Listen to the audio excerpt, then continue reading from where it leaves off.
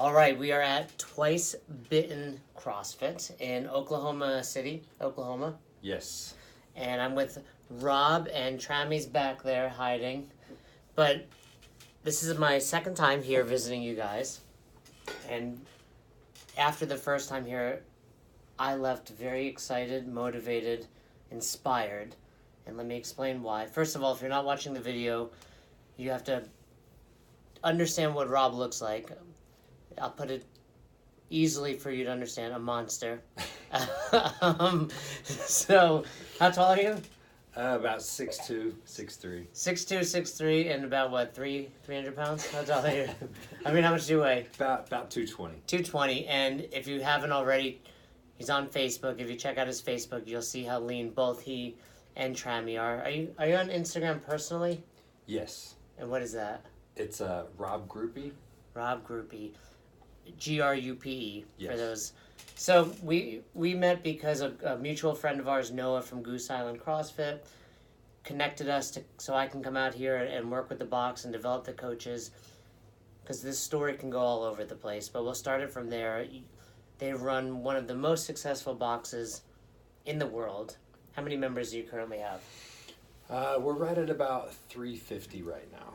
350 members, and I think more impressive than how many members they have are the systems you guys put in place and the development you implement, not just for your coaching staff, but for the both of you. When I say both of you, I'm referring to Rob and Trammy, because they are a team. Correct, Trammy? Yes. So there she is. Power team. They are a power team, and you guys are really developing yourselves, which is what I want to talk about. So, let's give a brief background, because I was unaware of this, and I think it's one of the best parts. I don't know if, once you hear it, you may or may not agree that it's the best part, but I think Rob and I have similar mindsets that without our pasts, we wouldn't be where we are currently. So, let's let you talk a little bit.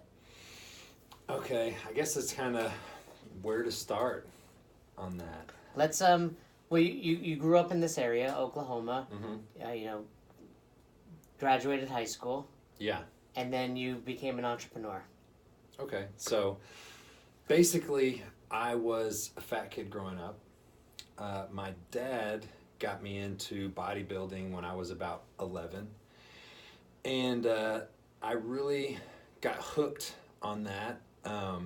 Just like an event that happened, like me getting beat up basically by some older boys when I was 11, really turned me into like the feeling that I had after that experience was just like one of humiliation. Like I felt like, why didn't I do something more? Why didn't I defend myself more? Because I basically just cowered in a sense in that situation, but it really just ignited a fire within me that I don't ever want that to happen again. I don't ever want to feel like that again. So that started me on the mission of like, I wanted to be strong, I wanted to, so I started really following a lot of Arnold Schwarzenegger stuff and really got into to bodybuilding, read everything I could about that, to just be as big and strong as I could be. So that started me on the path of resistance training, and that was my love, my passion. And I did that consistently up until, and I'm leaving a lot of things out here. I had a low back injury probably about 16 or so years ago, and that really like took my identity from me. It got me hooked on painkillers really bad, and I was also involved with a destructive lifestyle. I was selling drugs. I was taking drugs at that point as well, and things really like spiraled out of control. Until what brought all that to an end was I fell asleep at a stoplight and woke up to the police pulling me out of my vehicle, and I had drugs and a gun on me. Like, that's how out of control life had gotten. And so I had to have an attorney, and I was going through court, and my attorney was like, no big deal, like it's your first offense, you just get some probation, something like that. But it didn't work that way, and that day in court, the judge ended up giving me a 20-year prison sentence. So life changed, in that instant, as, they're cuffing me up, as my family's crying, it became very real, what was happening. But I made a decision that day that I was going to change my life, and that I was going to help other people change their lives as well. So I also decided, that I was going to make every day count, that there would not be one day I could look back on and think, why didn't I use this time more wisely? So I spent 7 years, 6 months, and 18 days locked up. And, I'll never forget the nights that I would just lay there, staring at a spot on the wall or the ceiling and just thinking like, man, I can't wait until I can just get out there and have the opportunity to struggle, barely get by, and live paycheck to paycheck. Like, just let me get that. Because when everything is taken from you, like, your perspective changes.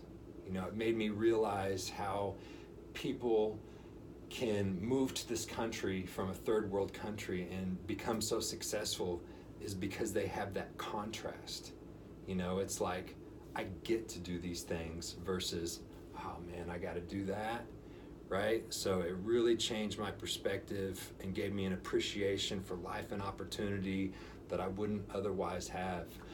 That, and a deep moral obligation to really give back and make a difference. Because when it was in the time of my life when I was on drugs, selling drugs, I negatively influenced myself, I negatively influenced other people, and I can never change that. But what I can do now is make a difference every day moving forward. So as shitty as a lot of that experience was, me being locked up, I took away from it that appreciation and different perspective, and I did make every day count. I read, I focused on getting my body back into shape. I read so many books. How many books do you think you've read? Because, every time we chat, and I want to go into your morning routine down the road here, but how many books do you think you've read in your lifetime? Or since that day you went to prison? Probably 1,000. Yeah. What's hard for me to understand is, only having known you for maybe the last 6 months, is you're a gentle giant, if you will. Uh-huh. And I don't know you a ton. Jeremy, is that correct? Is he a gentle giant? Yeah. I would agree. It's hard to envision you in that previous life. Were you the same? I don't want to say the same person, because I don't think you were. But were you the same? Did you carry yourself the same way, or were you an angry? You told me a story last time about Mexico. Uh-huh. So I don't think you were the exact same person that you are today, as far as you're stoic, you're calm. You let us know this morning at your meeting you cry a lot. Yeah. So It's true. Did that change the day you went in, or were you this person and that just allowed you to be your true self? I think I've always been a reserved, humble type person. I guess, referring to the Mexico incident, that was more a situation I could have walked away from. But going back to that time of being a kid, beat up when I was 11, the feeling that I felt related so similarly to that situation in Mexico that I couldn't let it go. So that was, immaturity, but also it correlating with that previous event that happened. And I think that shows this 11-year-old, or the experience you had at 11, truly influenced so much of your thoughts and your behavior. So, and for many of us, maybe we never experienced such a traumatic event, but how much some of the stuff that happens at such a young age influence who we are as adults. Absolutely. When the day you were in the courthouse and getting ready to hear what the judge said. You said you knew you wanted to take advantage of every day, but was that the very first thought? Was it a complete surprise? And if so, what was immediate in your head? Well, yeah, it was shocking. You know, like I went in there thinking I was going home that day. That you didn't say goodbye to people. You didn't pack anything, right, put like anything I away. thought, you know, like I was gonna. This is my first offense. You know, I had an attorney that's like, dude, like your first offense, you're gonna be cool, like probation, something like that. And then, you know, when I got that sentence, like like I got really upset, but it was like, okay, like that's the reality of the situation, but you know what? Like I'm gonna show everybody, like including myself, like this is like, it fired me up. Like I knew like I was gonna make a difference. I wasn't just going to, like, I was gonna make every day count. So he says 20 years. Do you immediately start doing math? Like, okay, how long is that really? You know, we all know from watching Law and Order, at least, it's like, okay, you know, good behavior, all that stuff. So I didn't know at that point. I just like. So you went in there like, I'm gonna be 43. Yeah, or like however old you'd be when you get out. It was surreal. I was in shock a little bit, and you know, I didn't know how the system worked. You know, the good days. I didn't know any of that, so I had no idea. You know, and like the way it turns out is like, for my sentence anyway, I was eligible for some good time. So like there's your day for day time, and then there's a level system up to level 4. Everybody starts off on level 2, meaning that you get however many days there are per month plus 22 extra days. And then for good behavior, you can then go to level 3, which is the same thing, plus 33 extra days, and then level 4, which is as high as you can get, and that's 44 extra days. So for every month you're serving, you're getting over 2 months of credit, basically. Right. And so you moved up to a level 4, I assume. Yeah, I moved up to level 4 after about a year and a half, and then any program, like I did several different VOTECs while I was there, while I was away, you know, different facilities. I did different VOTECs, commercial cleaning, took 99 hours of college credits through Rose State, so got a couple associate degrees, and got good time for college courses completed through that. Learned how to weld, operate heavy machinery, things like that. So anything and everything that I could do and take advantage of. But you know, like one of the biggest questions, you know, that I had going in was like, okay, like what led up to me being here, and how can I not do that again? What did you come to with that? Well, I mean, it took, like, you know, being on drugs, like it probably took. When you say drugs, what drugs? So it started off like I got, when I had the low back injury, I got hooked on painkillers bad, and I mean really bad. Like I was at one point taking 800 milligrams of Oxycontin a day. That's a lot? I don't know. I don't take. That's a lot. What's a standard? What would a prescription be? Okay, so like as far as I remember, with Oxycontins, they came in 10 milligram, 20 milligram, 40 milligram, and 80 milligrams. So you're taking 10 of 10 the highest of dose. the highest every day. Wow. And that was just to feel normal and to not be sick. So understanding like addiction, like I had no idea what I was getting myself into, you know, until like, and that was a very expensive habit. Like it got to where it was like a $300 a day habit. So you have to figure out a way to pay for that, which is where selling drugs comes in. Right. But even with selling drugs and making good money selling drugs, this is like severely impacting that. And so at this point, I know I have a problem so bad that I'm starting to try to seek help, and I ended up going to a methadone clinic. So a methadone clinic basically provides you a synthetic opiate with opiate blocker in it to help you get off of whatever painkillers that you're on. I didn't understand that, like how that works. Like, okay, how's that going to make me quit all this other stuff? But I started doing it, and then got a bunch of Oxycontins and crunched them up and sniffed them all, and then they had absolutely no effect because The blockers. the blocker. And I was like, oh, okay, I see how that works now. I won't do that again. You won't take OxyContin, or you won't go to the methadone. Well, I won't take OxyContin because it doesn't do anything. Right. Right? There was no effect. But they ultimately, on methadone, they bring you up to, at least this was my experience, they bring you up to 100 milligrams, and then they give you a blood test, and then the next day they see what the level of how it's still in your system is, and then move you up based off of that. So they ultimately had me on 180 milligrams of methadone a day. That's a lot. That's a lot. That's a ridiculous amount. And so I was doing that, and that was a short-term fix solution, so it was like $50 a week.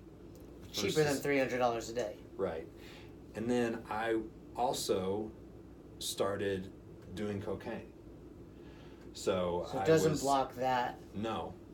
And so I started off sniffing cocaine, and I did that so much, so often, that it messed up my nose to where I couldn't sniff it anymore. And I thought, hey, I took health science technology when I was in high school, and I know how to do injections. Sigmund Freud used to shoot cocaine, so it must be okay, right? And that'll save my nose. Right. So I know how to be sterile about it, so I can just start shooting it, right? That's clearly, the best option. Well, I like how you're putting a smart spin on such a terrible thing. Right. Like, you're being smart about it. Right. And the thing, the things that we can justify, right?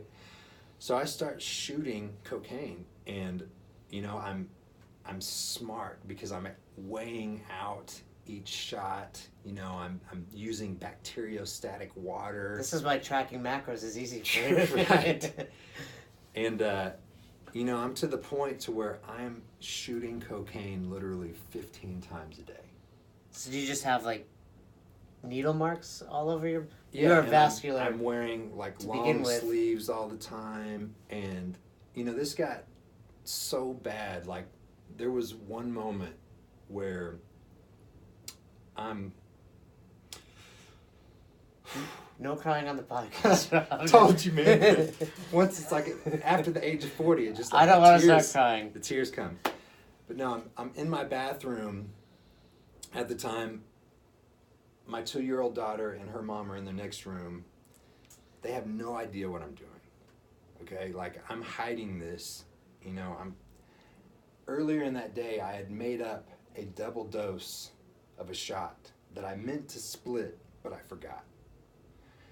So I'm in the bathroom, and I shoot up, and as soon as I do it, I know I messed up. I just shot a double dose. I know I messed up.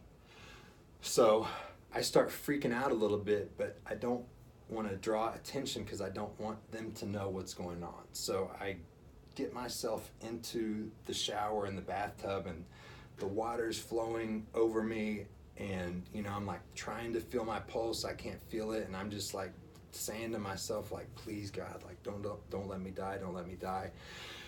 And I get this vision in my mind of my daughter and her mom visiting my gravesite, and and I'm just please don't let me die, and it passes. And you'd think that was the moment when I was okay, enough is enough, and that's when I quit everything and turned my life around. But it wasn't. The addiction was so powerful that I somehow justified and literally was making up a shot 30 minutes later. And went to think back, fast forwarding to the time in prison when I'm thinking about, okay, what led up to these decisions? How can I not do that again? And I'm thinking about that moment, and I'm how is the human brain capable of justifying that. Well, and I think it goes to show, even when you were in prison, you talked to me last time about how many people actually were coming to you for advice and using you as this person of inspiration, but how many of them actually wound up back? Because their moment, your moment was prison, but even for them, prison wasn't enough to say, let's get out of this. I mean, we'll talk about this, but you told me last time you wound up going to, what's it called, like a halfway house? Yeah, so there were several different phases. I went immediately to Oklahoma County. I spent 6 months there waiting to get processed. So that's just jail still. Right, so that's like waiting to get processed. Then I went to Lexington for A&R, which is like assessment and figuring out what location they're going to send you to first. So I was there for about 8 days. And from there, they sent me to a medium/maximum security facility in Cushing, Oklahoma, and I was there for 18 months. So you're at a maximum security place where, although you're doing, something terrible, selling drugs, you're not murdering people, and there are probably murderers and there's equally bad types of people in there. In there, you get a timesheet every month that tells you like how many days remaining you have on your sentence. And there's people in there that they just get letters, life. They're never getting out. They know they're never getting out. So the tension in the air in a facility like that, you can feel it because like anyone, like all it takes is a bad phone call, a letter, anything that can just give somebody the fuckets, and then something crazy happens. And did you witness that? Oh yeah. For those of us that have not experienced it, is it fighting 24/7? Is it just... It's not necessarily like that, but it's like a lot of nothing and then something, like, seeing somebody get beat to death. So what kept you safe? I think, like, in that environment... Being 6'3" and a monster helps, I assume. Everybody gets tested to some extent. Like, me being, bigger, I was not like an obvious, easy target. But it's like, it's a predatory environment where people will prey on the weak. And for somebody like me, it would be tested in the sense of maybe somebody would say something that was just slightly disrespectful to see if I would let it slide. And if I did, then it would become more and more and more, right? So I knew this going in. And so whenever there was anything that would be the start of that, I would just have to nip it, be like, hey, you're not going to talk to me like that. To know. In that demeanor? Yeah. So calm. Calm. Like, in any situation I would encounter, I would go into it in a very respectful manner. Like, hey, man, would you mind? I'd really appreciate it. But knowing in my mind that this is the environment, if somebody decided to be like, man, fuck you, you would have to immediately act with violence. And that's just the way it was. So it's the way I describe it is like it's a rough grade school. I don't know what grade school you went to, but... It'd be like a rough grade school where there's like rules. Oklahoma grade schools are not like New York. Okay, a rough public grade school, all right? Where there's like rules that to you might think like, dude, that's stupid. But you can't say that. Right. Because it's just the way it is.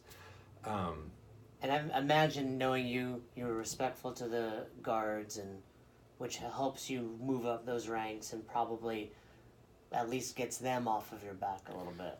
Well, it's, like I had like, before going in, me being into like bodybuilding and stuff like that, like I had made friends. So I used to work at a nutrition store at one point before I went in. So like when I was in Oklahoma County, I actually like knew a couple of the guards, you know, and they're like, dude, like, what are you doing in here? You know, that kind of deal. But then there's one time, like, they come around regularly and do what's called shakedowns, which they come in and just have you get out of your cell and they just tear all your stuff up. Like, they look through all your stuff, you know. And I had, like food that I had bought in commissary stuff, and I had it on the floor, like, all set up, and I had one guard come in and just came in and just, like, stomped on all my shit. And I was just like, dude, like, really? I mean, like, damn. You know, so it was just, like, kind of one of those things. But, you know, I decided, like, my goal was I am going to get out of here as quickly as possible. So I will ignore the very short-term sense of fulfillment that would come along with me acting out in a situation like that. Well, they're testing you just like the other prisoners are testing you. Right, but I know in this situation, There's when no this winning. person has control, I act out, they win, I lose. Maybe I feel better just for a moment, but then the repercussions of that are going to keep me here longer.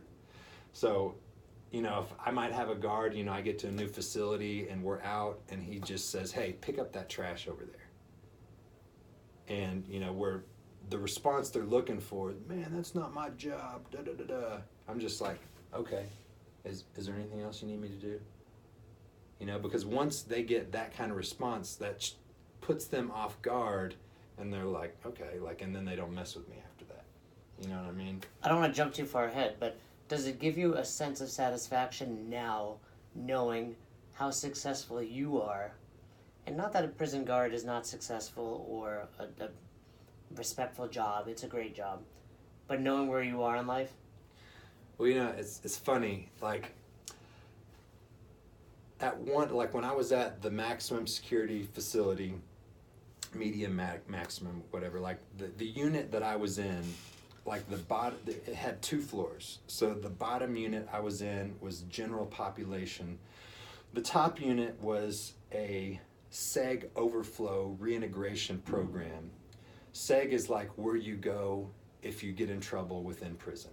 Like, you go and they isolate you from everybody. You don't have anything in your cell. Like, you have nothing.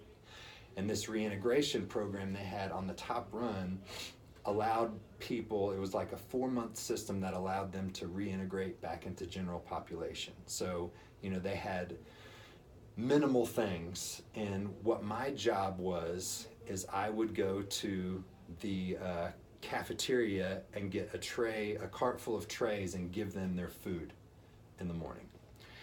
And like I created different businesses. Inside, right. And one of them, like, the people up there could not order regular commissary because of the restrictions, but they could order hygiene products, toothpaste, things like that. So what I would do is I would get extra trays and hook some people up with extra trays because they couldn't order extra food, but I was able to get them extra trays, and in return, they would order and give me, like, extra commissary. So it was like a trade system we had.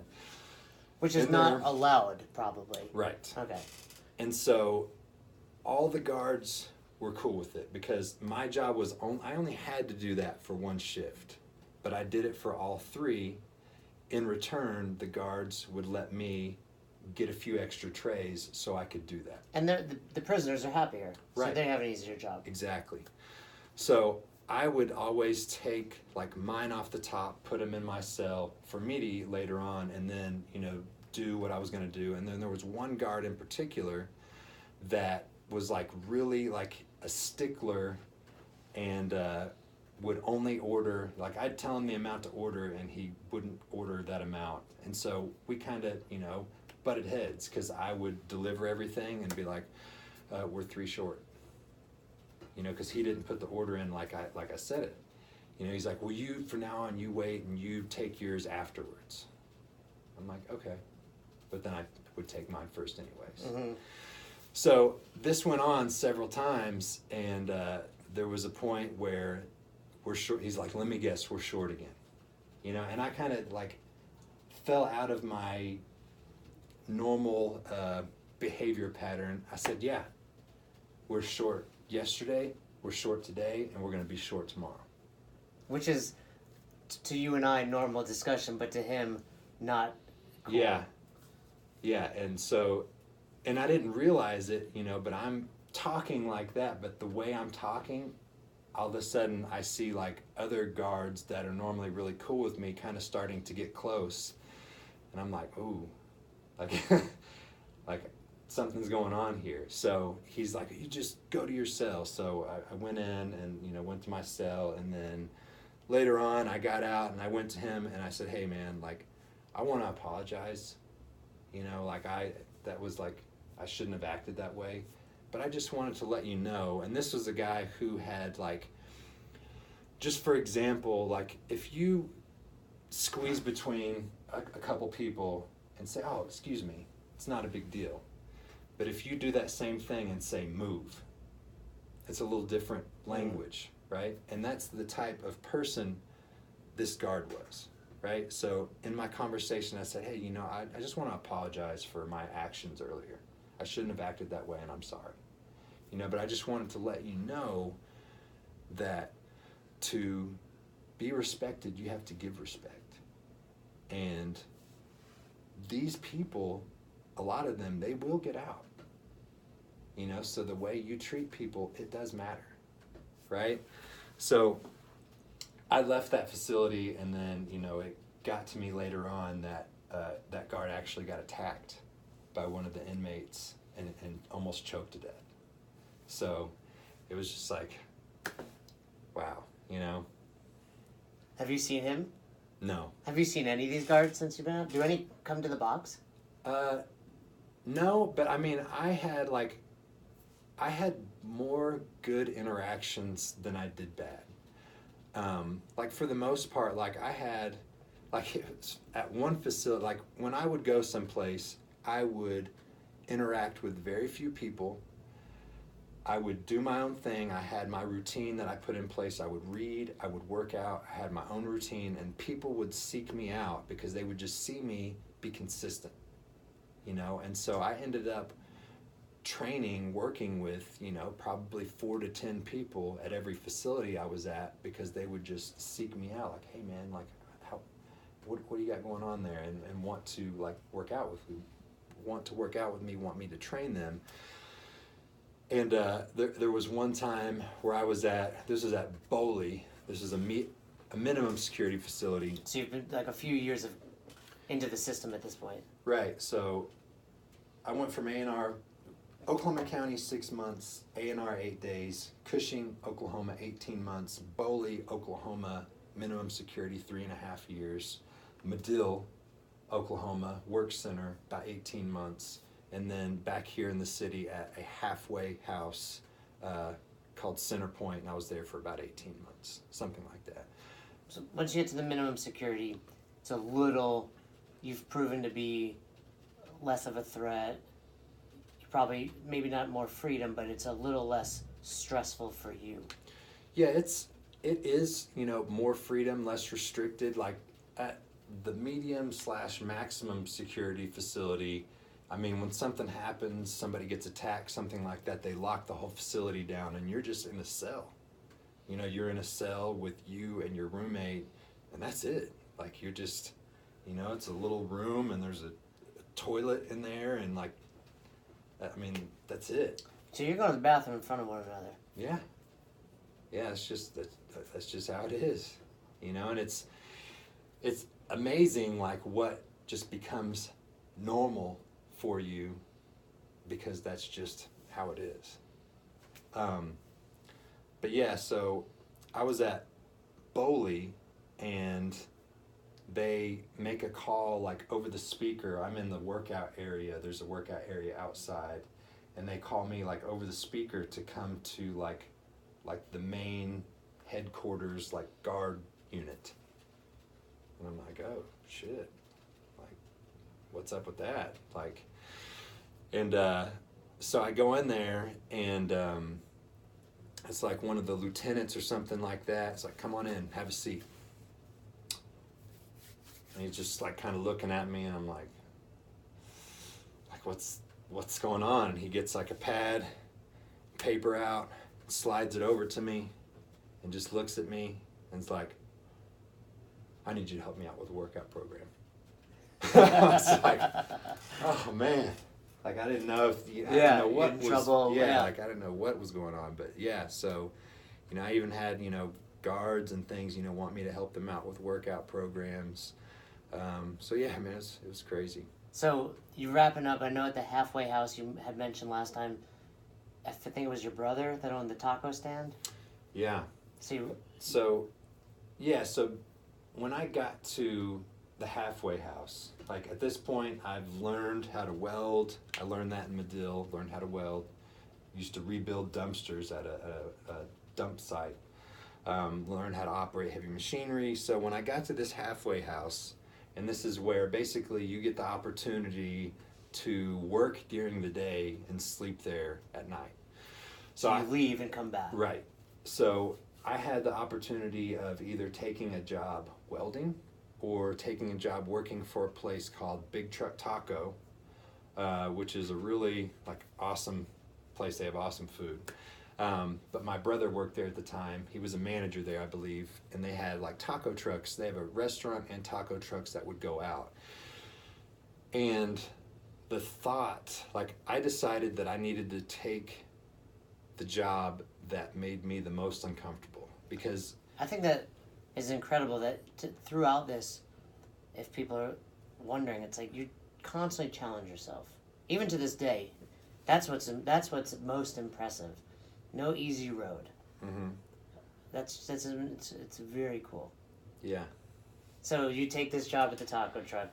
Right, because I'm knowing in the environment I was in, I would only talk to a handful of people. And it would be when I talked to somebody, I would ask them hey, what are your goals?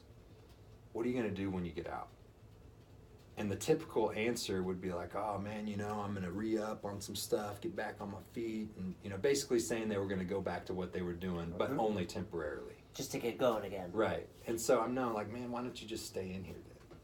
You know what I mean? Because that's what's going to happen. Do you keep in touch with any people that you met in there? There are a few. There's actually one guy here that I was locked up with that now has his own electrical business. And when you say here, he comes to the box? Yeah, he comes to the box. That's here. Awesome. We were locked up together. And it's cool. He's done really well for himself. But I would only talk to people that had a plan. Those are the only people I would interact with. Everyone else, I would have my don't fuck with me face on. So I would be very closed off and look unapproachable. What's the 5 people you surround yourself with? That's really what you were doing. Exactly, right? To the extent I could in that environment. Yes. Right? So I did not have people skills. And I knew my passion has always been since I was 11, bodybuilding. Getting the body stronger. I knew I wanted to do that and probably some type of counseling. Those are the things that just came to my mind, that's what I need to do. That's how I can help other people. That's how I can serve other people. Because I've always been an influential person, but during that time in my life, it happened negatively. Right, you were an influence, just in a negative way. Right. At that point. And I've always been one to excel in my environment. One of the best times in my life, when I did health science technology in my junior year of high school, I had a really good instructor. And he really cared, and he really held me accountable and taught in a way that appealed to all the senses. The way, I ended up being student of the year that year, and in high school. In high school. So for people listening, a lot of times you hear these stories oh, this kid had a terrible childhood. It was a matter of time before, they say death or prison. But you were the student of the year. This was only junior year. Every year before that was not good. So. Okay, so you still had the smarts about you to be student of the year. Right, it was this professor had the ability to pull that out of me. Knew how to stimulate me in a way that kept me into it. So I competed in medical terminology competition, that year. And he had a system of teaching that just really pulled me in and got me engaged and involved, and that was a really good year. But then the next year, like, there was no guidance. It was just like, okay, here's the material. Let me know when you're ready to test. And things just started going downhill again. But I excelled at that. And then, like, when I was dealing drugs, for example, like, I, excelled up in my operation and that, not that that's a good thing. Right. Or, being in, I've always, like, wanted to, seek out the best. And that's something you continue to do to this day. I feel like that's still a couple steps away, but I want to get there. So you leave, you put yourself in that situation where you're forced to be social with people you wouldn't be. Right. So yeah, having the option of welding or working for Big Truck Taco, the thought of working for Big Truck Taco was terrifying to me. Well, and free tacos. Right. It was terrifying to me because I hadn't interacted with people, and I knew it was going to force me into that position. And if I wanted to work with people, if I wanted to do, like, personal training with people, I was going to have to talk to people, right? And that was something I was very uncomfortable with. So I put myself in that position, and I actually took the window position of the truck. The most social position. Exactly, because it made me the most uncomfortable, and I knew I was going to have to desensitize myself to that process to do what I wanted to do. You get put to this halfway house. How scary is that first day? Where you're going to leave, and I mean, you told me the story of you had to ride your bike, and your brother had to, like, show you, I forget. I literally, had my brother come pick me up and drive me on the route that I would take to ride my bike. Meanwhile, you've lived here your whole life. Right. It's changed a lot. Sure, in 7 years, yeah. Yeah, like, but just the thought of, like, me riding a bike on the street with cars, it's terrifying. Well, have you seen Shawshank Redemption? Yes. It reminds me of, like, Brooks. Uh-huh. Where clearly he did, like, life, almost. Yeah. But he gets out and he's like, I can't handle this. Yeah. I need to go back. Mm-hmm. Well, it's because, there is a structure in there. You get used to that structure and knowing what to expect. Do you think that structure is why you're so structured today, or would you have been this way regardless? Because, I mean, for those that don't know, you got up at 3:30 yesterday, 3:30 today. We'll talk about your morning routine, but that's some heavy structure. Yeah. Meanwhile, your woman over here sleeping in till 6:30. What did I say? Early day. So structure and guidance is something I have to have in my life. Without it, like, that's basically the situation I was in, like, especially once I hurt my back and I was dealing drugs, it was like no structure. I didn't have, like, before, like, my identity was my strength training. That was my routine. That was what everything was built around. And when I got hurt, like, I can actually remember a time, like, I'm on drugs, but I'm starting to get back in the gym, and I'm working out, I'm doing a set of bench press, and I start to get, like, some pains in my chest. And I'm like, oh, man, I gotta quit working out.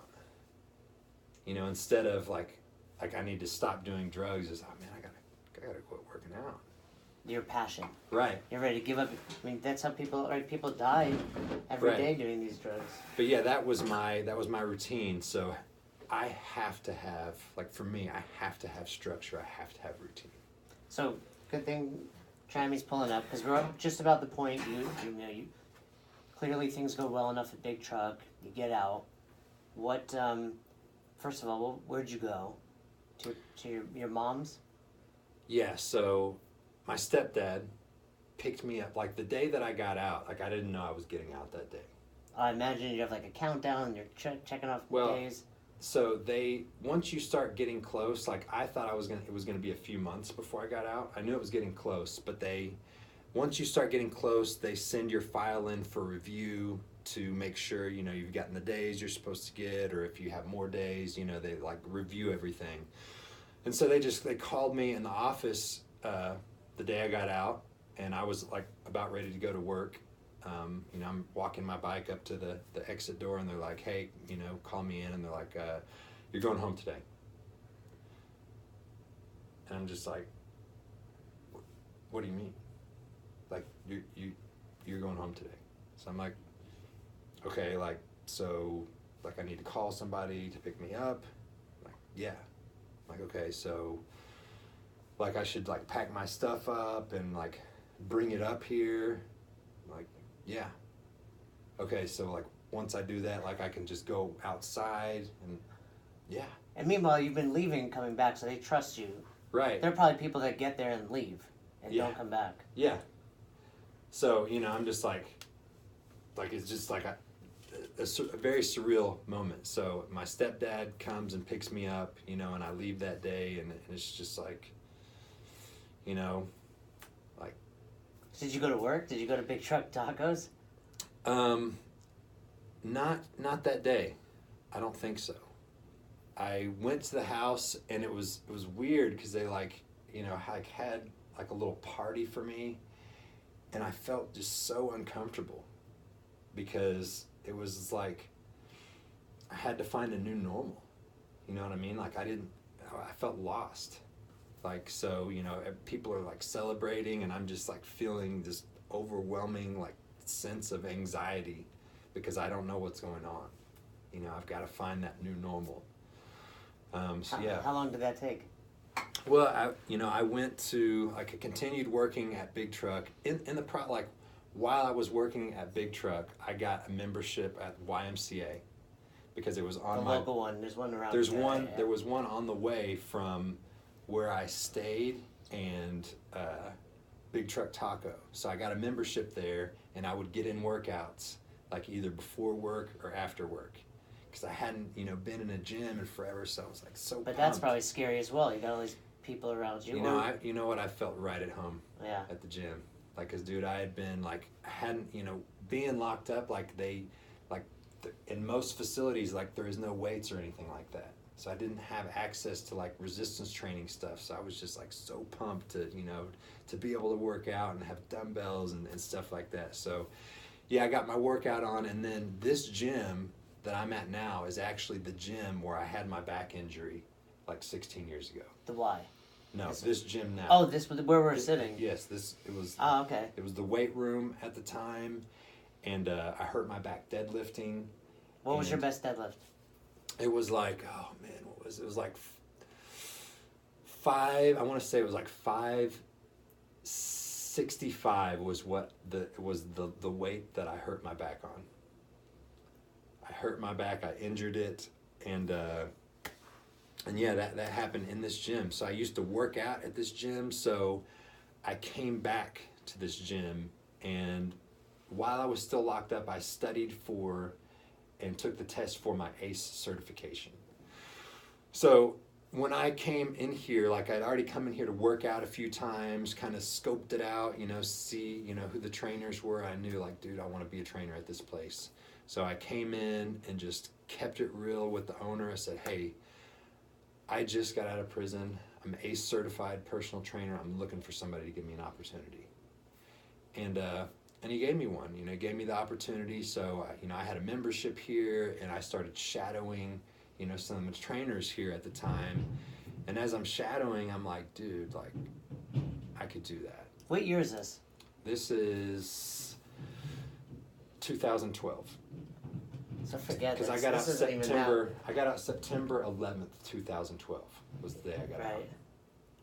Yeah, so I'm, you know, shadowing, and then very quickly I get my first client, and I start doing one-on-one training, and I basically get to the point to where I can't take on any more people one-on-one, so I start doing some like group training, and at the same time I started going to a CrossFit gym in Yukon, which was close to where my parents lived, because I lived with my parents, my mom and stepdad, for probably about 6 months after I got out, I lived with them. Started going to a CrossFit gym because I first saw when I was in Medill, Oklahoma, I had a TV and I saw a women's CrossFit competition. And I was just blown away. I wonder what you saw it on TV back then. Probably some random, like ESPN probably had like a blurb or something before it was big. So you were locked up when CrossFit exploded. Yeah. And then you get out. Yeah, so I saw that and I was just like, what? Like, no way. Like, I'm seeing like women like, doing like, I'm just lifting 565. Yeah, and I'm just like, what? And I'm like, dude, like that looks really cool. And so I knew I wanted to try it out, but like I had routine, like I was very like routine in like my bodybuilding program. I had a system all set up for what muscle groups I would hit and when I would hit them and my rotations and opposing, I had all of my systems. So it was like, dude, to do CrossFit, like same body part 2 days in a row. Yeah, it was like, I want to do this, but man, I've got my routine. But I was like, you know what? I'm just going to do this. I'm going to go all in with it. And if I don't like it, I can always go back to what I was doing. Right? So I did it, and I really just, it dramatically, the response it had with my body, like I was just all in. Loved it. I started utilizing the systems for training my clients, and the measurable parts of it, it was just really, I got really good results with the people that I was working with. And so that was, I started to apply that philosophy toward, my own training and toward, working with my clients that I had. So when did you decide to go from, all right, I'm a trainer here, much like I was, to I want to own a CrossFit? So I was training my clients like that, and I'm being like influenced by the CrossFit gym I'm going to in Yukon at the time. And so I had one of my clients, I did trade with one of my clients to build me like a pull-up rig. It's the actual one that's pull-up out rig, there, right? yeah. One of my clients. I used today. Built for me, and I just asked the owner of the gym, like, hey man, I want to have this built, I'll pay for it, will you let me install it in here? He's like, okay, you're gonna pay for it? Yeah, okay, I'll let you do it. So, and at that time, like, there's this like 1,500 square foot garage space that's like the owner of the building's man cave. He's got his boat and some cars and stuff in there. It's in this building, like just on the other side of the locker rooms. So I go in there and I see that, and I just had this vision, of that being the area that I can work with people in, and I could do this CrossFit gym, right? And around that same time, I moved to another CrossFit gym that was closer to this facility and worked better with my schedule. And so I started working out there, and I'm also like, my back is healed up, so I'm starting to get stronger again and things like that. So I'm thinking about competing and all these types of things. So I start off I eventually talked the owner of the building into letting me rent out that space. And so that's where it started, and at the same time, I ended up taking on a partner who I believed had the same vision as me, because I had worked with this person like with help with like programming stuff, and so that was the start of the first version of what would eventually be what Twice Bitten CrossFit is today. Started that out. And so when was that? When did you actually open? So it was originally called, it was like 39th Street S&C was the first name, and that was probably within a year. So you get out, and within 1 year you own your own business. Right. Yeah, I mean, I started my LLC for personal training within a few months. And then, I started that, and I quickly learned that is a lot different than just doing one-on-one training. There's a lot more moving parts, that come along with it. And the partner that I took on I still do this. I like to see the best in people. I like to believe in people. And when things got tough, it was like this partner was like, okay, well, I still want to be partner, but I'm going to go do this now. So basically putting himself in the situation to where if things don't work out, no big deal. But if they do, cool, I get it. Hedging his bets there, yeah. Right. So I was basically like, okay, F you, and that was like first lawsuit that happens there. And then the name has to get changed. And, lucky for me, my stepdad is retired FBI international law attorney who did not specialize in partnership agreements and dissolutions at all, but became very versed in that area because of me. So I'm very thankful for his help with that. And from there, I took on another partner who is basically like, I felt helpless in the situation, like I didn't know what to do. I didn't have the business skills, the knowledge to know what to do. So I depended on these other people. The second business partner, who I thought was a good person, was sleeping with some of the clients, and I didn't know that. And, when I found out, I was like, dude, like, what the hell, and that this person ended up being a very, like, manipulative person to a crazy degree, to where, like, it was such a good liar, too, that I would, like, catch him, like, red-handed in a lie. It wasn't that good. No, but check it out. It was so good that I would, confront him, and he'd be like, bro, you're tripping. Like, man, dude, like, here's what's going on. And dude, you're tripping. And he was so like good that I'd be like, man, maybe I'm tripping, Yeah. Like he was just that good of a liar. At this point, are you two together? Yeah. So when did you guys meet? I met her at the second CrossFit. So I was working out at the one in Edmond or in Yukon, and then I moved to the one closer here. Right. And I was going to the noon class, and that's where I met Trammy. But as a member. Right. As a member. And I think it was like we were deadlifting one day, and she's deadlifting and her form was off. Oh, the old I'll fix your deadlift. And I started just giving her some cues, He kind of freaked me out. I was like, well, why is he talking to me? Who's this big guy talking to me? I was like, don't talk to me. Because he was somebody who was really intimidating. Whenever you're in there, you think, okay, you don't want to mess with him, because if you mess with his gym flow, he'll be really pissed off, and you don't want to know that side.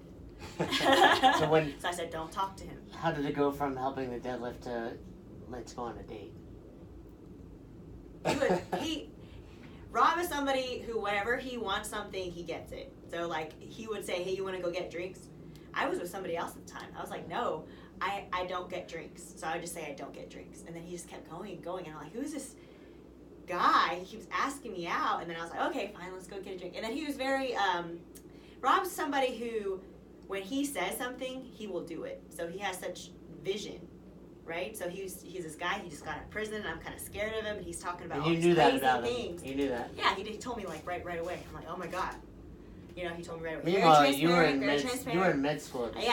I was about to start med school. Right. I was like, dude, and that's why I did CrossFit, because I had to relieve stress, because you have to study a lot. And get in, get out. Yeah, get in, get out. And then I'm like, I don't want drinks with this guy, this crazy guy that just got out of prison.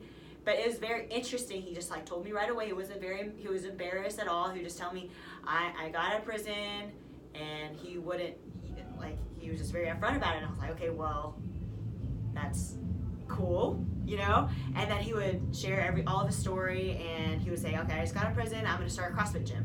Like, you just got out of prison. You're going to start a CrossFit. He's kind of crazy, but that's what I liked. I was like, this guy has vision, and he's very different, and I mean. And even to the point where like his style wasn't even up to date yet, like he would still wear clothes and have styles from the 90s. Yeah. And I'm sitting there saying like, this guy dressed like he's from the 90s. He just got out of prison. He's gonna open up a CrossFit gym. It's gonna be the biggest thing ever. Okay, whatever. And he keeps asking me out for drinks. And then it just Was he wearing an 8-ball jacket? I don't even know. Like, but he wore those socks. Like it was like he wore socks all the way up to his ankles, like the white ankle socks that you would wear from the 90s, and it was cool in the 90s. But I'm like, whoa, He's And wearing jean that. shorts. Doing a tight roll. T-shorts. Doing a tight roll in his Jean jeans. shorts. Yeah, wow, his passion's really off. But anyway, it was a continuation of that. It was very unique, and he kept asking me, and then I was just finally like, yeah, you know. And then the other relationship ended because I was like, this guy's way cool. He's kind of crazy. He seems like we're gonna have a lot of fun. You know what I mean? Because my life's all about a lot of structure, and I was growing up in academia, and I was doing. I didn't have my own dream. I was kind of just following Your parents. my parents, right? And I was just like, this guy sounds like if I were to go with him and join him, it's going to be a fun, wild ride. You know what I mean? So it sounded really fun. So It's the that's what typical I'm bad like. boy. Yeah. Right? Yeah, I guess so. Yeah, for sure. Well, I do want to ask, when you left school, let's talk about that, how your parents reacted to Rob's influence on that. Yeah. I actually just saw, I was actually thinking about it because I saw your Thanksgiving pictures. I assume that was your family. Yeah, and also his family was in there too. Okay. I just saw there was like more of an Asian look Yeah. to the family. I was like, okay, it's probably Trami's family. But then I was like, oh, I wonder to now what they think about your relationship considering how successful you've been. Because at first I'm sure they were not happy you were dropping out of med school. Yeah, they were not. Or not starting actually, Yeah, right? not starting. Yeah. They were really pissed off, and because first off, I was going to med school, and then now I am dating somebody who just got out of prison for 7 years. So they're like, "What the hell are you doing with your life?" Yeah. You know what I mean? So the moment of me telling them that I had Rob there too, it blew up because they are very strict in the sense where, you know, they had their own sense of what is success, and my family has a big business. They're all entrepreneurs, and they have a business where they're all doctors. So I was going to follow the family footsteps, right? So it didn't fit in what they thought was successful. And then they thought I was going to fail, and I was going to make a bad mistake, or I was making a bad mistake, throwing my life away, you know, all of that. And it was a really big step to really break that mold. So. And are they happy now? They are happy now, but they always they always, every single time we have a breakthrough in the business, like let's say how many clients we have, or maybe have a new trainer or something, we expand, they're always like, okay, well, that's as good as it's gonna get. It's not gonna get any better. So it's always really fun coming back to them saying, hey, you know what? You said that it was gonna stop there. It didn't. We found a way to break through. Well, let's talk about that. You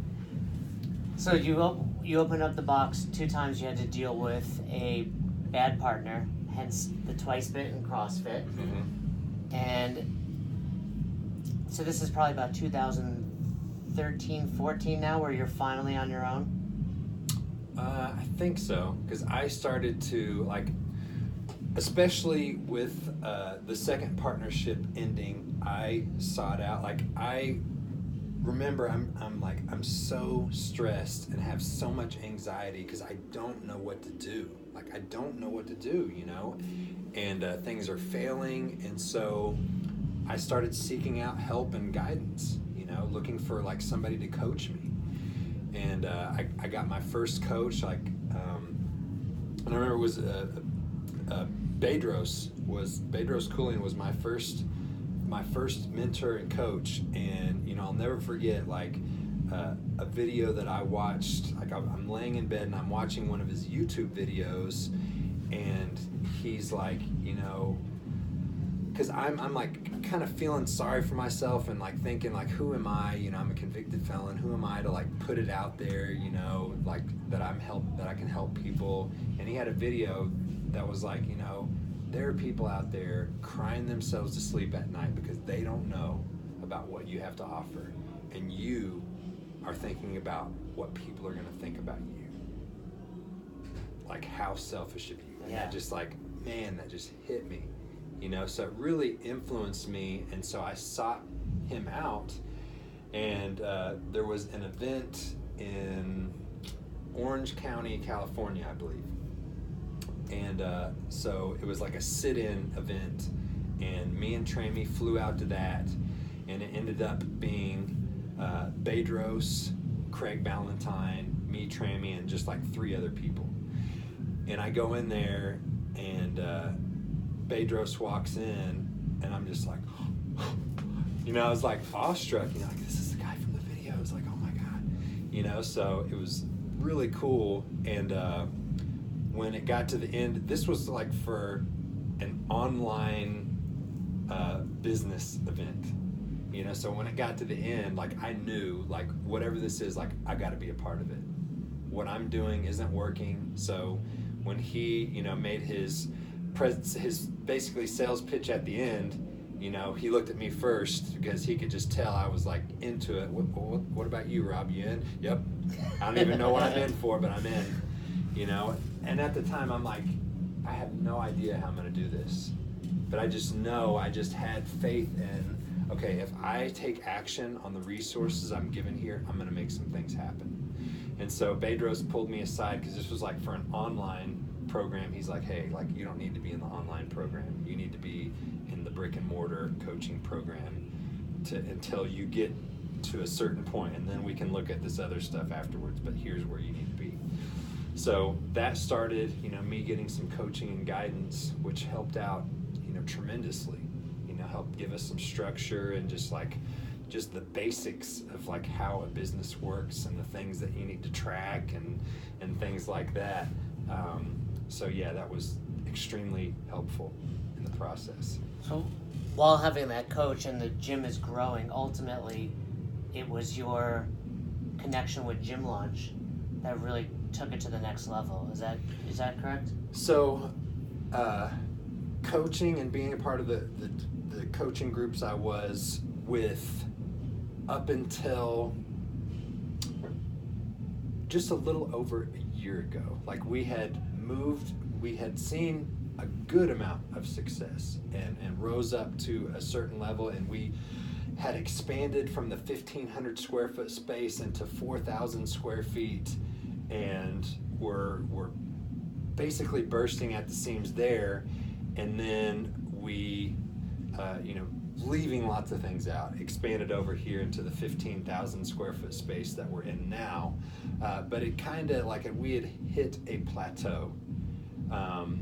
We weren't able to grow past, we were stuck at probably around 175 members. Still a very successful box at that number. And just didn't know why. Like, why, you know, why can't we get past this point? And didn't understand like how attrition works and, you know, the numbers and things like that. So a buddy of mine that was in another coaching group told me about a Gym Launch. And so, and this person had researched it. It was like, hey, I've talked to 26 people. I'm doing it myself. Like, it's legit. So I'm like, you know what? Let's do it. So, and it's another example of you willing to bet on yourself, put money out there. Mm-hmm. And $16,000. Yeah. So the way I always, like, for me, and I'm still this way, like, I don't care about my clothes. I don't care about my car. I don't care about the house that I live in as much as I care about the knowledge that I can take in and the people that I can learn from. Like, those are like the most important things. I want to be around the best of the best. I want to learn from the best of the best. I want to be influenced by those people. I want to be influenced by the people that influence them. You know, it's just like how my mind works. Like, I want to, once I get to a certain level and I know what's going on, okay, how did you get here? Who got you here? And then it's just like, it's just how my mind works. What has been some of the benefits you've received and gotten since you've launched with them? It's Alex and Leia, right? Mm-hmm. And Yeah. I mean, I know of your success. I know you're one of the top CrossFits in the world with membership, with revenue, with developing your staff. But what did you notice right away? Well, the difference, the acquisition system. So we had done previously basically what's called the low barrier offer, you know, meaning you get somebody to try your product at a lower price. You know, they have a trial period, and then after that you bring them on board for a higher price, or whatever the regular membership is. You know, very similar to, you know, how a standard gym, you know, 10 Gym or anybody else, you know, they draw people in with that, you know, low barrier cost offer, something that's less than 30 days and under $100, something that someone can easily commit to. But what we found for us was that even though that was working and that got us up to a certain point, if your attrition, let's say your attrition is at 10%, well, 10% of 100, you know, that's 10 people a month that you're losing. So depending on how many people your offer is bringing in, you know, if you're losing people at the same rate you're bringing them in, then you're not increasing. And so we were at that point, and we didn't understand it, like we're bringing people in, we're spending money advertising, we're bringing people in, we're not converting and keeping them, so we're actually losing money.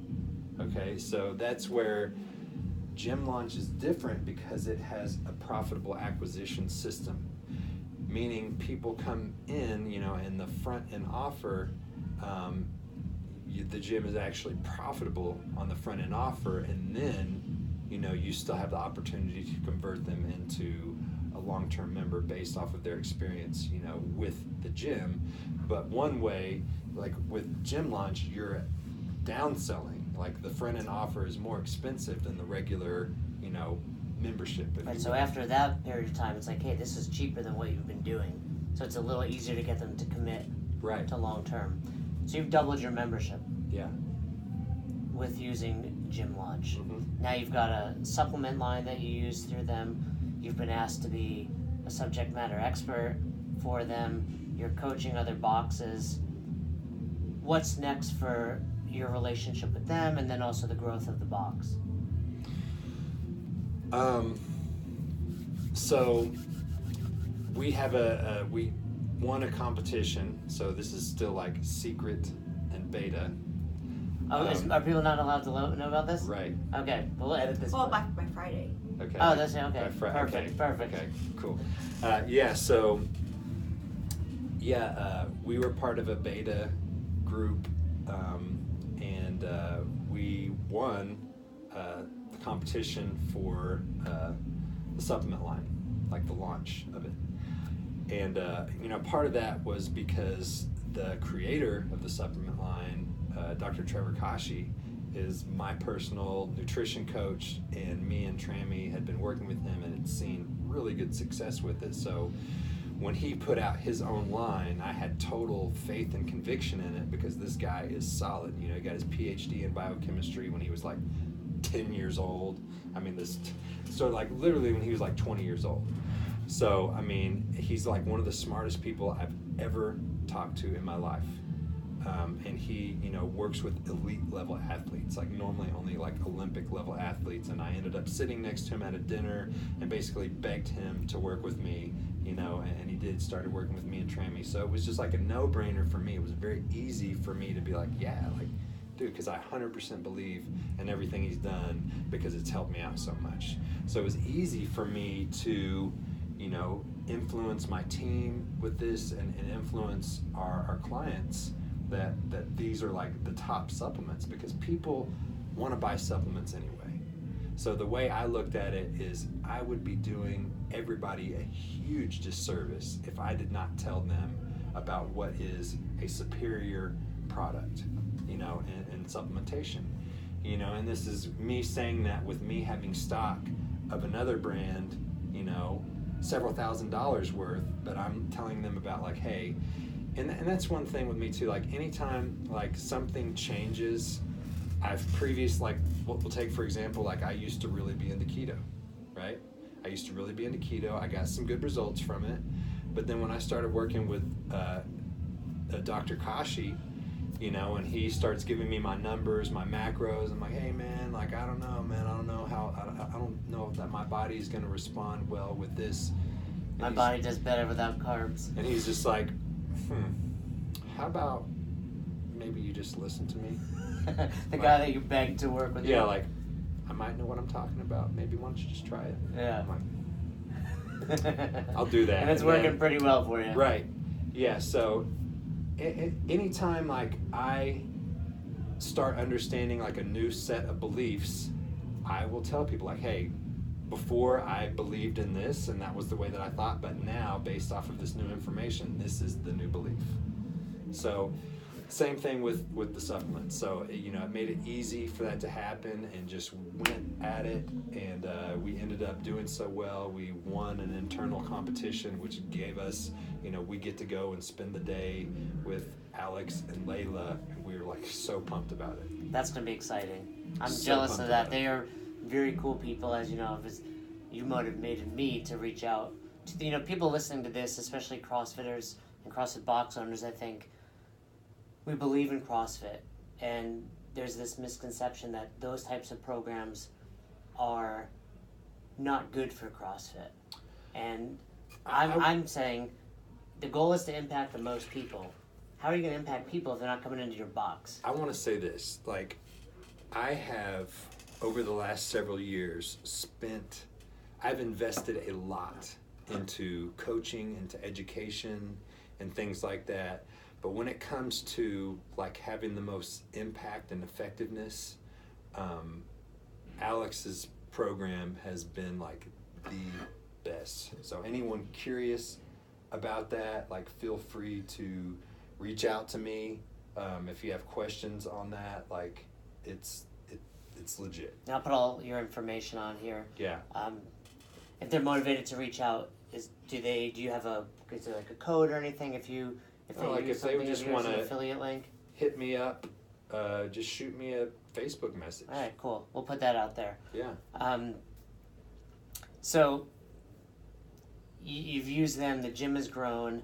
Everything's going well. I think one thing that I want to make sure that we touch upon now is talk to me about your morning and your structure. So, like I said, you've developed yourself. You continue to. I think a lot of people listening are like, how does he have the time? Or I can't do that. What are some things that you do to set yourself up for success? Okay, so this started a little over 2 years ago. I spoke at Fitness Business Summit. Okay, and that's Bedros' event. So you Usually spoke there. happen. You were a speaker. Yeah, here was the deal. They have awards that they give out each year for Trainer of the Year, Best Transformation, things like that. So I saw the application for Best Transformation pop up, and not just physique transformation. Right. This is business Change your transformation, life. So I saw that, and it scared me. So you did it, of course. The thought of oh my God, that's scary. I have to do it. Scarier than big truck tacos? Yeah, so it was it just called to me so I emailed him. I just poured my heart into this email of why I think I should be selected, to be able to have the opportunity to scare the shit out of myself, speaking in front of 1,000 people from all over the world. And, I got accepted. I was 1 out of 3 people, or one out of 3, 1 out of 6, something like that had the opportunity to get up on stage and tell their story, right? So I got selected, and I was so freaking scared. And I put a talk together. It was it started out. It was going to be 3. I had 6 minutes, and then it got reduced to 5, then to 4, then to 3 minutes. I'm oh my God, I got to put all this stuff together. And so I got up there, and I had rehearsed what I was going to say. I got up there, and I told the story, and I just nailed it. Can we find this? Is it out there on YouTube or something? It is. Yeah. It's out. I'm not for sure, but the winner would win a Land Rover for a year, leased Land Rover for a year, $15,000. And dude, I nailed it. I nailed it, and everybody afterwards was dude, you got this. So I'm thinking, man, I did it. I won it. And then the next day, they are about to announce the winner, and I'm visualizing myself they're about to call my name. I'm gonna get up, I'm gonna go, and I'm gonna get the award, and it's gonna be so freaking cool. And then they called somebody else's name, and I was just crushed for a minute. After I put it in perspective, dude, this is still huge, this is so cool. But I was just in that moment, I was so crushed. I was how? I won that. You know, I had everybody come talk to me and tell me I won, but I didn't. So I went up to Bedros and I was like, dude, like, what do I need to do to get better? How can I get better? You know? And so he told me, he's like, man, like basically like, dude, you got to get your shit together. Like, you got to step your game up. And then that's when he referred me to Craig Ballantyne. By the way, if people are Craig watching Ballantyne, or listening, the perfect day formula: how to own the day and control your life. Yeah. Let me tell you, like, Craig Ballantyne is one of the best things that ever. No crying. How do you deal with this? I'm already used to it. One of the best things that ever happened to me. And you've introduced me. I'm excited to talk to him as well. Yeah. Yeah. So Bedros told me because Craig has a perfect day event where it's just like one day you go in and you do it's a very small group and you do a deep dive into what it is you're trying to get accomplished. What is your goal? What is your vision?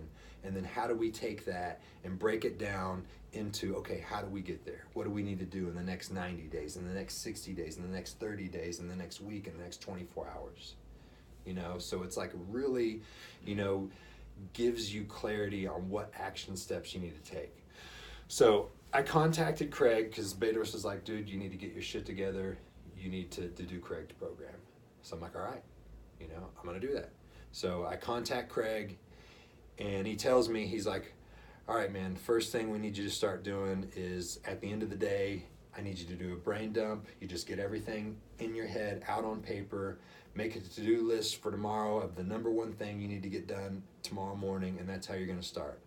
And I'm like, okay, man, like, you don't understand though. Like, at the end of the day, dude, like, my brain is just like wiped. I got nothing left at the end of the day. I might be able to do that like first thing in the morning, like after I get up. I could probably do that. And he's like, okay, I understand. You're going to go ahead and do it my way, though. So I'm like, all right. So I started that. And the way it starts is just with you getting up just 15 minutes earlier than you normally do, not looking at your phone, and just like starting out with just a little bit of gratitude, a little bit of reflection, a little bit of gratitude, and then tackling what you have on your list. That number one thing you have on your list to get done, you start making some progress on that. In those 15 minutes. In those 15 minutes. So when you say, let's be specific, people are listening, and this is amazing stuff. You get up 15 minutes earlier. Mm-hmm. When you say having gratitude, is that thinking it, writing it down, hugging somebody? So for me, it was a journal entry. Like I used OneNote. I still use this. Like I'm on week. Yeah. Yeah. I have it on my computer. I'm on week 82 of working with Craig. So I get up, I do a quick journal entry in the morning, and that's just like whatever's on my mind. So can you give us an example?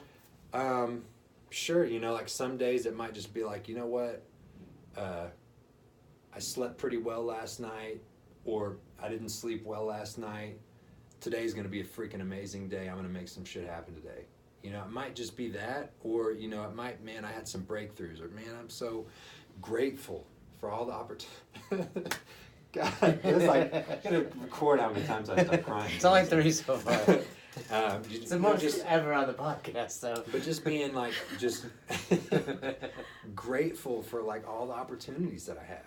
But it's you having that outlet that you do it regularly will allow you to, it might just be, you know what, hey, I slept okay, today's going to be awesome, or, you know, I'm struggling with this or that. You just put that out there. But when you have that outlet there are going to be times that things just like pour out of you. I was going to say, I keep gratitude, I write down notes, but for me, often it's like Roz, the dogs.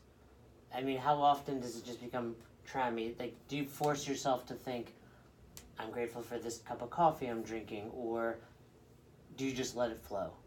You know, it just depends. Like sometimes, like, in looking back, I'm just like, wow.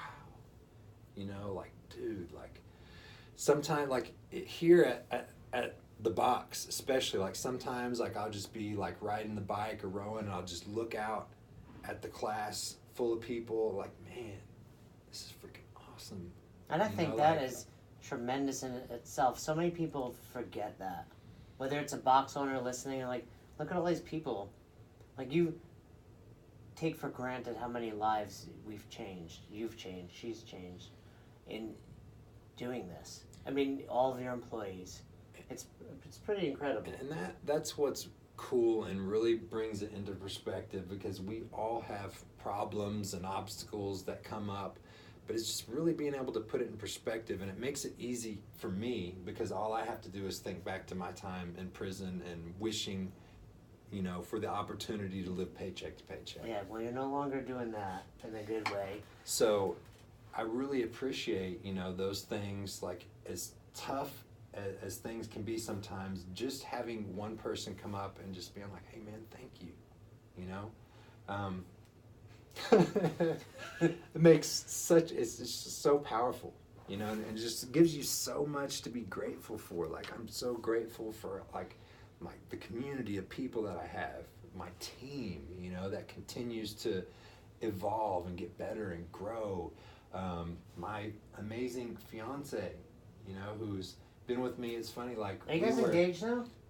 Have you been engaged? We have, Yeah, okay. When's the marriage? We don't know. So next year. there was a time, like, the first place I moved into after living with my parents was like this little, like, it was literally like the old facility the weight room used to be in like 15 years ago. It's like a storage unit. It has glass front door. That's your front door. It has glass, People like can see in your glass house. front. It was Yeah. tinted, but like, That's and it had roaches and stuff like that in there. But I was at a Dunkin' Donuts that's just right down the street from here, and this was before I actually went to meet with Bedros, and I got like one of his online programs, and I'm looking at it on my tablet, and it's just stuff that's so over my head. And Trammy was there, like, she and I were dating at the time, and she's studying for her MCATs, you know, to get into medical school. And I'm watching this stuff, and I'm just thinking, like, man, dude, if I could just get her on board with me on this, like, we would be a freaking power team.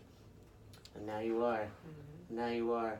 So, before leaving that subject, what's something else actionable? I love it 15 minutes earlier, but how did you go from 15 minutes to 3:30 in the morning? Okay, so, you know, that 15 minutes, another thing that Craig did for me was I read a lot of books when I was locked up. I read a lot of books. Give me your top 3 books someone should read. The first one that really, that just right off the top of my head that comes to mind was Fountainhead by Ayn Rand. Okay. A thick novel.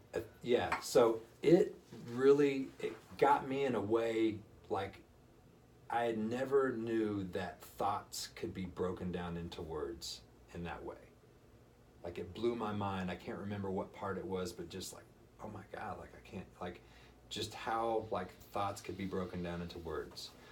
That, How to Win Friends and Influence People. Dale Carnegie. Yeah, so, and there's like, I read all the time. What's one more you'd recommend? You know, I became friends with the psychologist that was on the yard at, not Medill, Boley. And so I would borrow a lot of books from him. So I read a lot of like psychology type books. So I can't think of a good third one right offhand. But when you It'll do. come to me. So you were saying how we go from 15 minutes to Right. 3:30. So one of the things Craig did was he sent me a book. He mailed me a book. And I was doing audiobooks, I was doing that regularly, but I wasn't reading any like actual hard copy books. And when he sent me this book, I was like, man, like, I need to read that book. So what I did was, when I went to the bathroom, like to go to the bathroom, Yeah. instead of taking my phone in there with me, I did not take my phone in there with me, and instead I took that book in there with me. So the new habit became, me reading instead of... Anytime you went to the bathroom. Right. But where this really translated was into my morning routine, which turned into like that 15 minutes. Like, so now the way it works is I get up, I start coffee. 3:30 a.m. Alarm goes off. Yeah. You stay in bed. Does it wake you up? No. So normally, like 9 times out of 10, my alarm is not what wakes me up. I just wake up. At about that same time. Yeah. In between, you told me today you woke up excited. In between 3:30, 4:30. But I'll get up, I'll make coffee, I'll do my journal entry, and then I'll go to the bathroom with my coffee. I'll bring my handwritten journal in there with me, and then I'll start reading whatever book it is. Do you have like a desk in this bathroom? I should. I've got my journal there. The sink. I'm reading the sink. I've got my journal on and my coffee. In all seriousness, how long are you spending there? I mean, this is my private time in the morning too. I go in the bathroom, close the door. It doesn't take me that long to go to the bathroom, but it's quiet. Right. How long are you in there? Like at least an hour. An hour sitting on the toilet. That's why he has to wake up. So then, whenever I'm up, I need to use the bathroom. Yes, so like, but you're in there. It's more of your office than bathroom. Right. Gotcha. So now like I finished that. Like, so I started with that book, and it was just like reading. What book was that? Do you remember? It was Jason Capital's book. I cannot think of the name of it. But that's the author, Jason Capital? Jason Capital, yeah. Who's also one of Craig's clients, and also has his own program. I can't think of the name of the book. But I read it, and and that just started the chain of me reading again, me reading regular books. So the routine became, I would do my coffee, I would read for a little bit, and then, I would start my day, right? And it didn't start off waking up at 3:30. It started waking up at like 8:30, Oh, really? It was okay. So we're talking. Because I work out at 9:30 a.m. So I used to just wake up, and like most people, I wake up and then start looking at my messages and texts and stuff like that, and then being be reactive for the whole day. Where this just starts you off being proactive. You don't look at any messages or any social media, turn the alarm off, have your at least 15 minutes of gratitude, working on yourself, working on whatever your number one thing you want to get done that day is, and then going from there. But what I found was I started to really enjoy that time. I was getting, because like I'm feeding my mind like positive, powerful information during that time. Like what people don't get or take for granted with books is that, these books like are written by some of like the top most influential people to have ever lived. And they've taken that knowledge and wisdom and distilled it down into the version of a book or an audio book for you to be influenced by. And now like I talk about this excitedly, where like a couple years ago I was like, whatever. Yeah, I'd rather sleep. Yeah, but now I get that. So each morning I get to start off with filling my mind with nuggets of wisdom, and I'm like addicted to those aha moments. Those moments that you have that like, oh, I never thought about it like that. Do you have a recent one? Yeah, I guess one of the most recent ones, actually, that I can think of, like, I'm listening to Brian Tracy right now. I follow Brian Tracy. He is like one of the like founding like self-help, time management, mind management, business strategist people who like has so many nuggets, like it's just crazy. But a recent one like I got from a video that Alex actually did where he talked about beliefs, like that the beliefs that you have that are so deeply held by you that you don't even realize they're your beliefs until somebody makes you aware of them. That was just like, whoa. You know what I mean? Because it's like your blind spot. When you hold a belief so deeply that you don't even realize it's a belief, it's your blind spot. So being able to be more conscious of that and think about, like, who can I be around that can help me with my blind spots? You know, so that was a huge, like moment of clarity for me. I don't even know if that makes sense. It makes great sense. So, yeah, it's things like that, and I think, you know, the more often, like, you're putting, like, another thing I learned from Brian Tracy is that, like, with audiobooks, we spend, on average, 2 weeks out of a year commuting. 2 weeks, on average. So during that 2 weeks, whenever you drive, what are you normally listening to? The radio, you know, whatever. Just think, if you listen to an audiobook during that time from somebody that's giving you positive, powerful, strategic information you can be putting in your brain, your car is like your university on wheels. Like, my car does not go in drive or reverse without me hitting play on whatever audiobook I'm listening to, unless Tramy's riding with me. And then you just listen to gangster rap. Then we talk. Yeah. But other than that, like, and if, like, she's not talking, then I just Sneak it out. go ahead and just, like, hit play. Like, oh, you weren't talking, like, so I do that with Roz, but if she hops on her phone, I'm like listening to something. Yeah. Yeah. So, and now, like, the more that you, like, learn, and the more, like, aha moments you have, it's like there starts to be, like, exponential growth there. So now, like, I got like 30 books that I just can't wait to read. You know, I'm reading the book that I'm reading now, and it's, like, so good, and I'm taking notes on it and things like that. Like, I'm reading Success Principles by Jack Canfield right now, and it's just nugget after nugget of, like, wisdom and quotes and aha moments, and I'm ear dogging pages and things like that.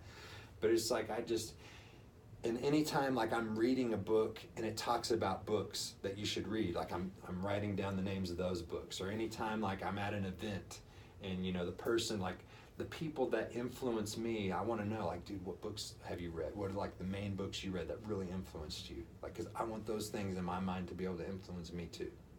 So that's part of what really, like, makes me excited to wake up early each morning, is because I get that time to spend putting that information in my head, you know, because the more of that I can do, the more valuable of a person I become, but the more value I can add to other people, you know, the more I can help bring up my team, you know, and the more my team is brought up, the more we bring up everybody they work with. So the goal is, like, for me to continue to develop as a leader who can develop leaders that develops leaders. You know, so that way you truly have the greatest impact when you can do that. You know, and that's what we want to do with our clients that we work with, you know, to help them become leaders of themselves first and foremost, but then that bleeds over into how their family's affected. You know, the good habits they take on, you know, it affects everybody. So it's just, you know, it's got so much meaning in it, and it's just fulfilling. Well, it's really awesome. Really awesome. Last question. With all this being said, anything you would change? Would you go back, make any change? Would you still spend 7 years, 8 months, how many days? 7 years, 6 months, 18 days. 18 days. Not that I kept track of anything. In prison? Absolutely. You know, if things had not happened the way that they did, I believe I would be dead. Because I was that deep into addiction that I justified all of my actions, even though thinking about them now, there's no way to justify it, you know, but that's where I was at. So had that not had happened, or maybe had they just given me a year, 6 months, something like that, maybe I wouldn't have learned my lesson, you know, but I think that everything happens the way that it's supposed to happen. And I think it's your outlook on it, you know, like, how do you choose to view it? And this is, like, I'm influenced by a lot of Tony Robbins stuff. You know, I'm a big believer in Tony Robbins information. It's, you know, and one of the big quotes he uses is, you know, you can look at it as things happening to you, life happening to you, or life happening for you. You know, and it's your choice, the perspective that you want to take on. You know, that like of a victim mentality, it could have looked at it like, oh man, like that's bullshit, you know, I got all that time. Like, no, like now is the opportunity I get to, never again in my life will I have the opportunity to focus on me and getting myself better. You know, so it's just like the outlook. I wouldn't change anything because it gave me, like, I have a contrast now that I believe gives me an edge. You know, so if, like, the most successful people that I've ever talked to have been through some shit, right? And I think, you know, it's having the contrast of those difficult times is what makes you appreciate the good ones. You know, and a really good analogy I've heard several times now is, you know, when you're in the gym, the resistance from the weight is what gets you stronger. You know, that's how you get better. So in life, the obstacles you encounter, that's resistance. You know, and you overcoming that resistance is what makes your mind stronger, is what makes you better. So, like, there's always a way, like, no matter what happens, for you to break through and get to that next level. The only time that you fail is if you quit. This is awesome. At the risk of making you cry one more time, I want to say thank you. Thanks for having me here. Thanks for teaching me, letting me listen to you, giving me the privilege to come out and work with you and the team. Yeah. I really appreciate it, and it's very inspiring for me, and hopefully for anyone that just listened or watched. Cool. Thanks Thank you, for Dan. having me on, man. Appreciate you being here.